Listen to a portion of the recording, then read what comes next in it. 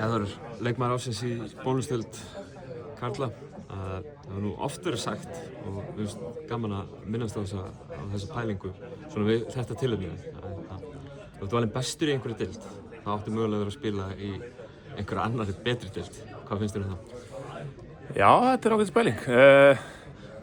Ég veit ekki, þetta allavega bara mikill heiður og mikið af flottum leikmönnum í þessari deild og ég bara ánægður með þessi verðlaun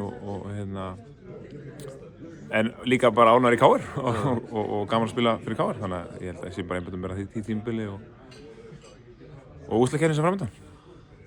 Þessi hópur sem var settur saman ekkert í kringu þig en bara þessi hópur sem hefur verið settur saman þessi síðustu 2 ár í KR, þetta svona er á uppleið hjá? Já, klárlega.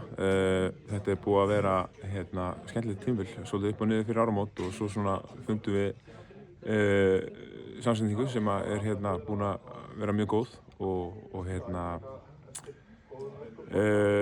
að spila mjög marga svona close leiki og tapa nokkrum og vinna fleiri, þannig að þetta er alltaf á réttri leið og bara komnir í úrslitakeppni sem var markmið sem við mistum aðeins í fyrra og það var mikill skellur að vera komnir í frí 27. mars, þannig að það er bara mikið tilhlökkun að fá að taka þátt í úrslitakeppni. Kemur aftur til KR eftir að koma aftur upp í bónusdeildina fyrir síðasta tímabil. Er þetta svona progressið svo við fáum að sletta sem þú sást fyrir þér?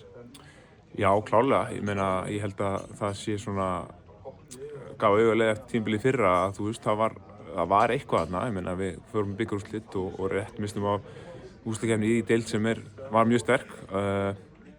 Erum að gera betur á báðum stöðum núna.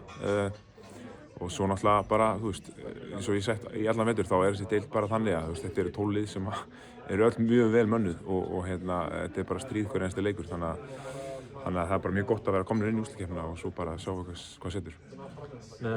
KR á uppið svona á þessum tíma þegar vinnur bikarmeistaratitilinn, svona burt sér frá því ef þú kíkir á nöfnin á styttinu sem við flest rétt að það er ekki gaman að vera komin í þennan frábæra hóp leikmanna? Jú, þetta er bara mikill heiður, þetta er bara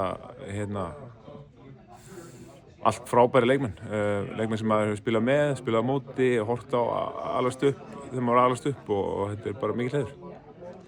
Vel að þessu komið Þórir og til hamingju. Takk.